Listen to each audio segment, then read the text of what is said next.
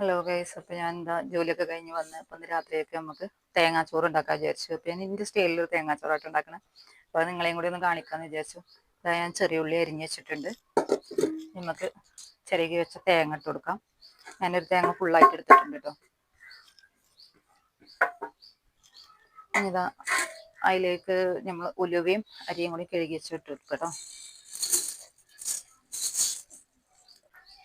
നമുക്കിതിലേക്ക് ആവശ്യത്തിനുള്ള ഉപ്പും കൂടെ ചേർത്ത് കൊടുക്കട്ടോ.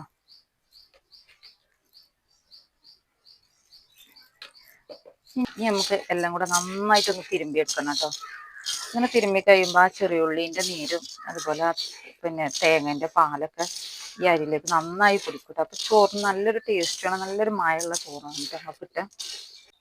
അതാ നന്നായി തിരുമ്പി എടുത്തിട്ടോ. ഇതിലേക്ക് ഇത് വേവാൻ ആവശ്യത്തിനുള്ള വെള്ളം എടുക്കാൻ ഞാൻ 3 പാട്ട അരിയാണ് എടുത്തിട്ടുള്ളത്. അതിലേക്ക് നമുക്ക് 6 പാട്ട വെള്ളം ഒഴിച്ചു കൊടുക്കാം കേട്ടോ.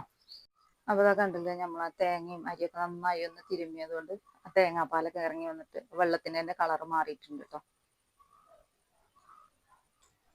അപ്പോൾ അത് നമ്മൾ പുറത്ത് വിറകടുപ്പിലാണ് ഇത് വെക്കണത്. അപ്പോൾ തീയൊക്കെ കത്തിച്ചിട്ടുണ്ട്.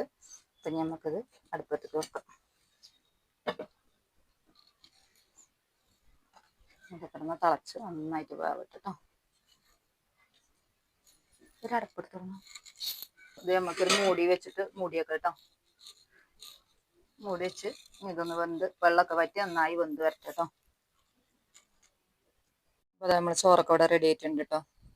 നല്ല സോഫ്റ്റ് ആയിട്ടുണ്ട് കേട്ടോ. ചോറ് നല്ല വെന്തിട്ടുണ്ട്. തേങ്ങാ ചോറാകുമ്പോൾ കുറച്ച് വേവണമല്ലോ.